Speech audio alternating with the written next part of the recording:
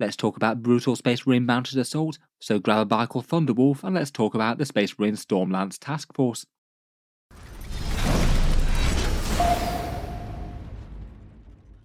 Hello and welcome back to Auspex Tactics, where today we're talking Space Marines once more, and in this video I thought we'd do a detachment overview for the Stormlance Task Force. Really quite a brutal assault formation that gets things into combat very quickly indeed. And in this video we'll talk over the core rules and all the stratagems, look over a whole bunch of mounted keyword units that can perhaps profit particularly well from it, and a few other ideas for how it could perform on the tabletop.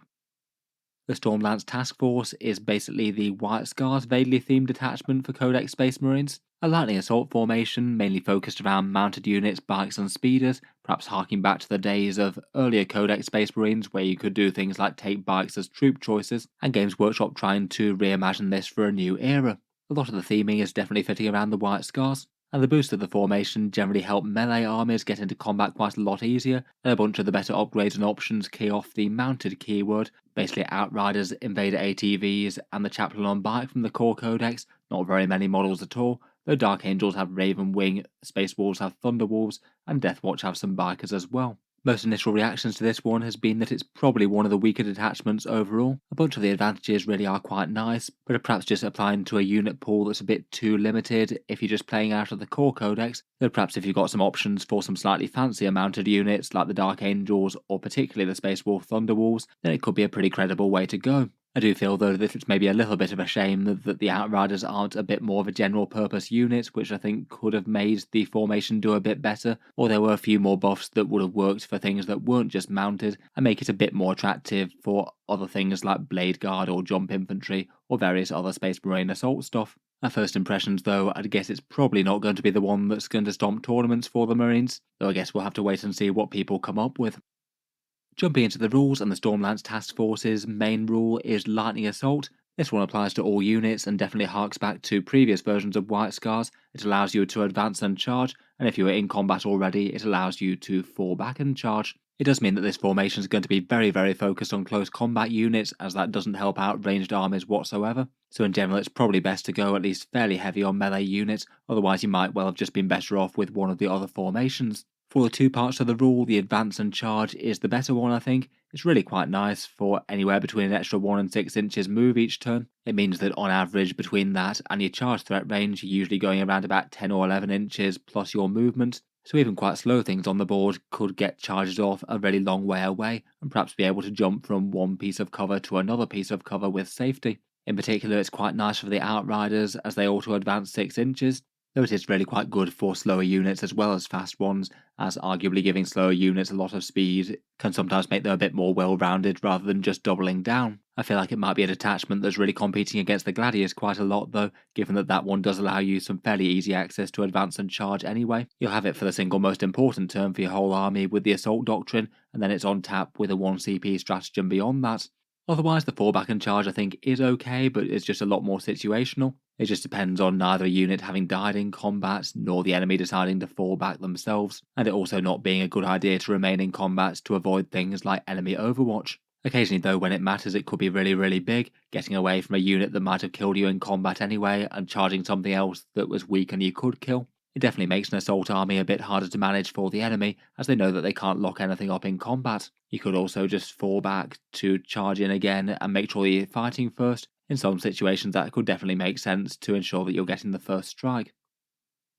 Moving on to stratagems next, and the Stormlance Task Force has 6 of them. As always we've got Armour of Contempt for 1 CP, generally a nice stratagem for worsening AP by 1. Pretty helpful in the vast majority of the Space Marine army out there, given that they've got good power armour. I'd say low-key one of the best stratagems of the detachment is Windswift Evasion though. This one's a reactive move of 6 inches if an enemy unit ends a move within 9 inches of them. It's definitely a situational one, and if your opponent absolutely doesn't want you to use it, then they might be able to try not to end their move too close to you. But a full 6 inches worth of positioning could be genuinely quite massive for making sure that your forces stay safe, perhaps most obviously from backpedaling away from a key charge that your opponent was just about to kill one of your units outright with, or perhaps if you can have your unit somewhere near a bit of line of sight blocking terrain, you could just use this to just jump out of line of sight and not let the enemy shoot you at all. Really quite a nice one, and there will be situations where it's the difference between a unit living or dying, and for 1 CP that's generally great.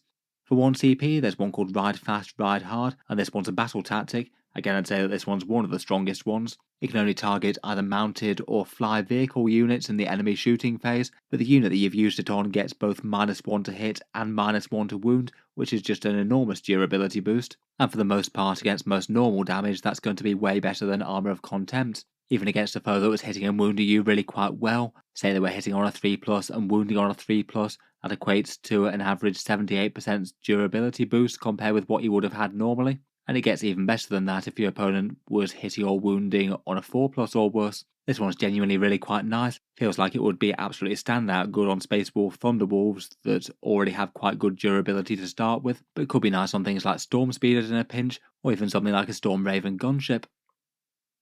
Next up, we've got Blitzing Fusillade. This one is a 1 command point 1 to gain the Assault keyword, or if your unit already had the Assault keyword, then you get Sustained Hits 1. For me, the Sustained Hits bit isn't really all that exciting. That's not usually going to add up to enough damage to really justify 1 CP. But gaining the Assault keyword could be really quite big. Maybe not always the most exciting thing in the world, but sometimes your units might have to just advance anyway to gain line of sight if they were firepower units. If it's literally the difference between a big scary unit shooting or not doing so, that could be worth it. And of course in this detachment, if you're trying to advance and charge, this could allow you to do that without giving up your shooting benefits, so you could use it on something like a Redemptor Dreadnought advancing towards the enemy, or other things that want to try and get into combat but still have some okay shooting, maybe some aggressors or outriders.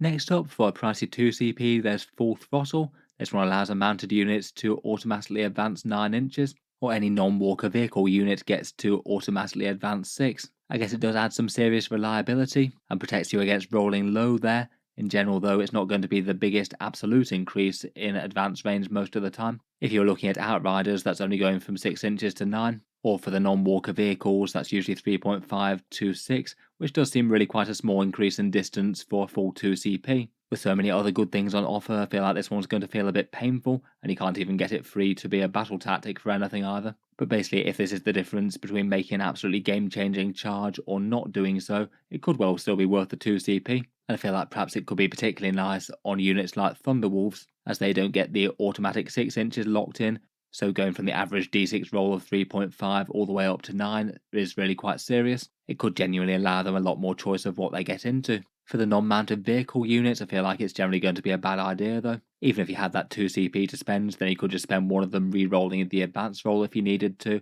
and then one re-rolling the charge roll if you needed to. And of course, if you happen to roll high for both of those, then you don't need to spend anything, and you might still get the same result. Finally, for 1 CP, there's Shock Assault. This one is a battle tactic, and it's mounted unit only. The unit that you've chosen gets to reroll charge rolls, and melee weapons gain lance if they get in. It is maybe just a little bit annoying having to target the unit with this before they've made the charge, though +1 to wound isn't too bad when they get there. I guess it could be helpful to make Outriders punch up a bit against things that are greater than toughness 4, though unfortunately it doesn't stack with the Bike Chaplain's buff if you're running one. And again, overall it's probably better for the chapter specific stuff, either Thunderwolves or perhaps the Corvus Hammers of the Ravenwing Black Knights. Overall, I feel like the stratagems are at least a fairly strong point of the detachment. Probably my favourite two are the big reactive move of Winged Swift Evasion and the -1 to hit and wound of Ride Fast, Ride Hard. The assault keyword is a little bit boring but will definitely get used, and I feel like the last two might have slightly lower value than most, though an enormous 9-inch advance and then charging for Thunderwolves could be kind of crazy. Moving on, we've got the enhancements for characters. Hunter's Instincts is 10 points and this one's mounted units only. This one allows you to count the battle round as one higher for units in strategic reserve for the purposes of being set up on the battlefield. And to be honest, I think this would be a lot more interesting if it wasn't just linked to mounted units only. Just seems a bit strange that you decide to put them in strategic reserve and basically lock yourself into no better than a 9-inch charge when they generally do have really good movement already, particularly if they're advancing and charging in this detachment. If there was maybe a mounted unit that had absolutely amazing firepower for the cost, then it might be okay. But really, I think that even Plasma Talons of Black Knights and things are probably just better starting on the board and using their good movement to get them where they need to go. Fury of the Storm is 25 points, that's a mounted model only one, and it makes the character's weapons better by +1 strength and +1 AP. When they're on the charge it goes to +2 and +2. I guess it could mean that you have a Bite Chaplain's Croziers hitting at strength 8 and AP -3, really quite a lot better than 6 and 1. Though I think for a raw damage upgrade it's maybe not the most exciting at 25 points, I think usable enough but not standout or to include or anything. For 15 points, there's Portents of Wisdom. This one allows you to reroll advanced rolls while leading the unit. This one's not locked to mounted models, mercifully. So it means that you could have really quite a long and reliable charge threat for a unit, just a little bit of insurance against rolling super low and just rolling a 1 for your advance or something. Perhaps could be nice on a character with Blade Guard or Aggressors or something, or perhaps a jump captain leading a whole bunch of those jump intercessors.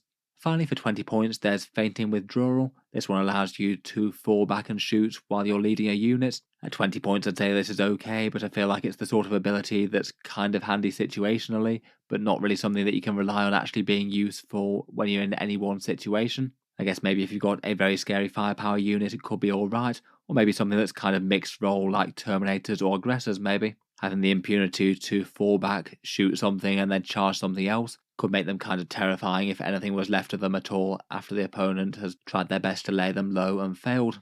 Overall, I feel like for the detachment, the enhancements are maybe a bit of a weaker point really. Hunter's Instincts just maybe seems a little bit pointless to me. Mounted units have got very good movement, and this detachment gives you more. The rest of Raiders kind of fine and nice to have, but not really auto-include. I guess the Fury of the Storm one's quite interesting for a Bike Captain or a Thunderwolf Lord or something. It just really helps a unit that's got not that much AP on most of their models tangle with tougher stuff with better saves.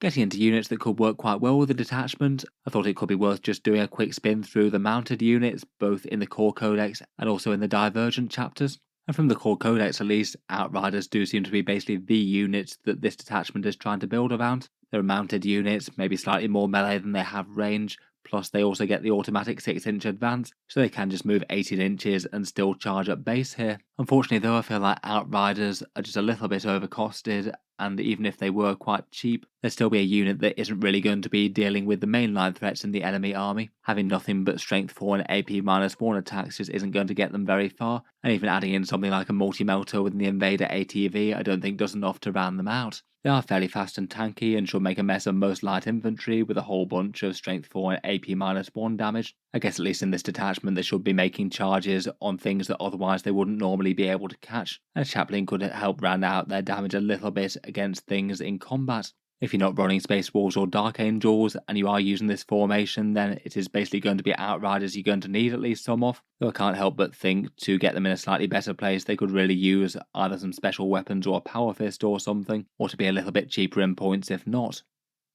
The Invader ATV is also a mounted unit, though unfortunately it doesn't really get anything out of the core detachment rule given that it doesn't usually want to be in combat and doesn't usually want to advance either, as then it can't shoot. Again, just points wise for what you get in damage and defense, I feel like it is pretty much on the lower end of the power curve for Codex Space Marines. 70 points just seems like quite a lot to ask for its abilities. Still could be an interesting enough nuisance fire support unit though. It does have its slightly cute rule to allow it to fire back if you shoot some mounted units nearby it. Occasionally could be good for a little bit of damage. It is maybe a bit annoying that you can only take these in units of 1 or attach them to an Outrider unit as well, as otherwise they could have been a bit more interesting for some of the synergy options like the -1 to hit and wound stratagem.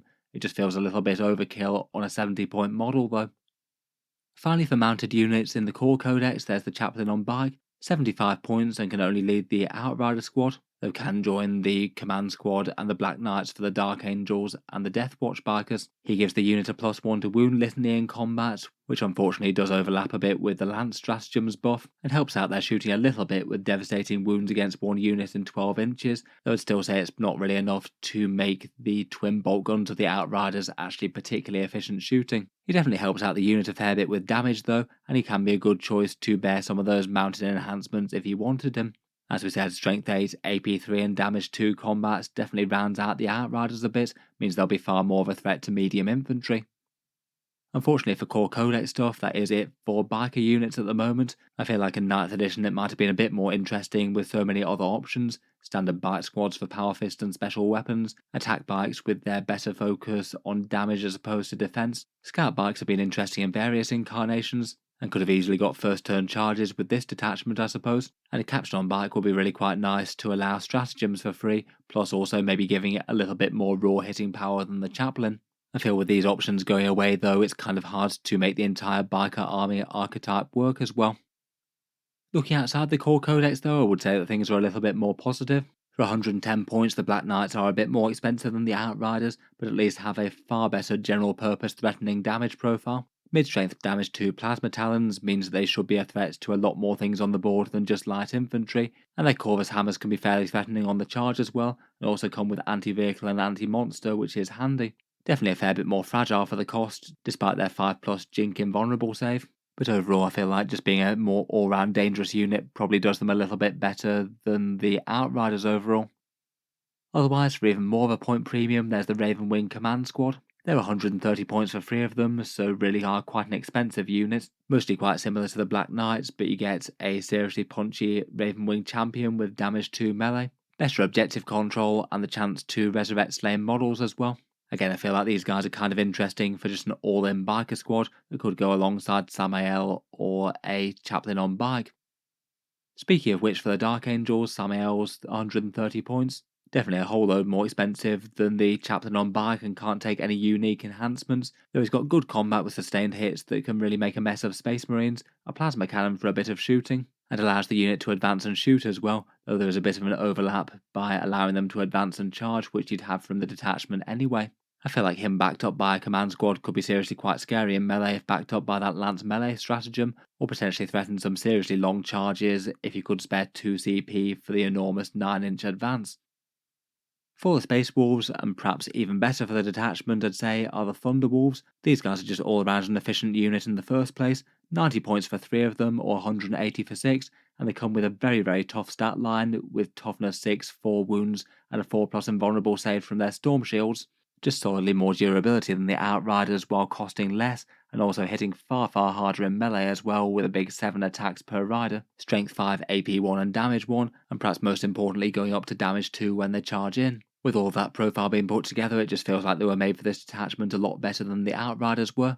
And then on top of that, they've got much more extensive support options, a Vassal Leader for lethal hits, a Wolf Lord for a bit more raw might and the free stratagems. He also gives them +1 to advance and charge, which is very helpful in this detachment in particular. And then also 3 special character options in Canis Wolfborn, Harold Deathwolf, and Logan Grimnar on Storm Rider as well, all of which I think are absolutely fine as well. They really are spoilt for choice for mounted leader units, and those mounted leaders make the unit a bit more general purpose by adding a bit more AP. Between all that, I feel like if any army is going to make the detachment work competitively, it might well be Thunderwolf Heavy Space Wolves.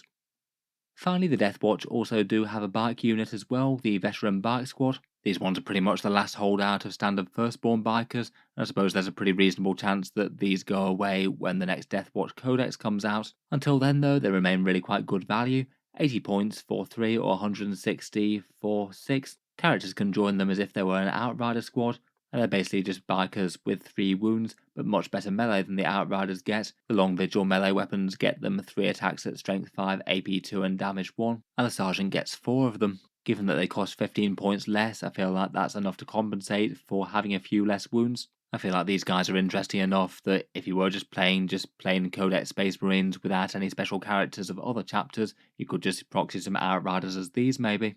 With a slightly better strength and slightly better AP, they just feel like a bit more of a convincing melee threat, particularly if they went with a bike chaplain to give them all +1 to wound when they went in.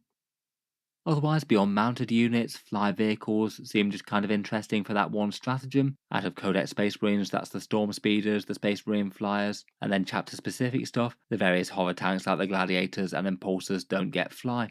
Out of the Storm Speeders, a Storm Speeder Thunderstrike is usually quite popular for extra wounding against tanks and monsters, and out of the Space Marine Flyers, I feel like actually the Storm Raven could be kind of interesting here. It is at least fairly threatening for the 240 points between its various weapon profiles, and with -1 to hit, -1 to wound, and also its -1 damage thing, it could actually be surprisingly challenging to take out of the sky, presuming that you didn't want to use the -1 to hit and wound or another important mounted unit somewhere.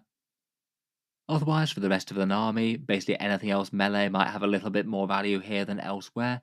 Blade Guard, Jump Intercessors, or Assault Terminators and things could all do okay. And perhaps there might be just a little bit more value on things with assault weapons as well. Things like even standard intercessors could advance, shoot, and then go on to charge. They seem like really quite a solid counterpunch units to clear enemy light or medium infantry off objectives, getting a full flurry of bolt fire, and then full attacks in combat are potentially really quite a good threat range. As ever though with these detachments, I think there's still some argument just to not go all in on the one strategy, have a few support units like some phobos things or scouts to take the midfield, and back up the army with something that can handle some big tough heavy targets, perhaps some of Space Marines' fairly reliable anti-tank choices. Perhaps the biggest question might be whether or not the formation really beats the Gladius task force. As mentioned, that one gets access to advance and charge, and also helps out with the other doctrines and the flexibility that they can bring, as well as a few other powerful combos like the Fire Discipline combo with lieutenants, and some other helpful stratagems that can let you get a little bit more AP on those attacks, maybe something that's a little bit lacking here. I feel like the Stormlance does have a niche though. It can keep anything up to an entire army worth of fast-moving melee hard hitters getting into combat really quite quickly, do that all game long, and a few of the stratagems are very powerful as well.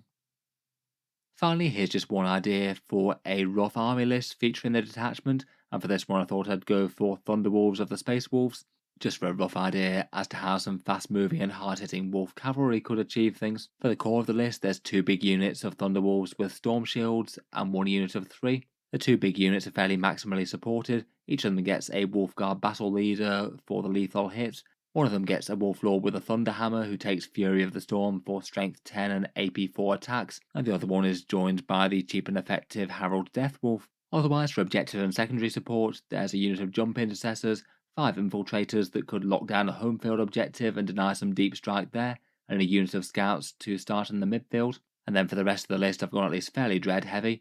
Bjorn the Fell-Handed and Murderfang. Bjorn's just all-round efficient for the Space Wolves, and Murderfang would definitely like the advance and charge.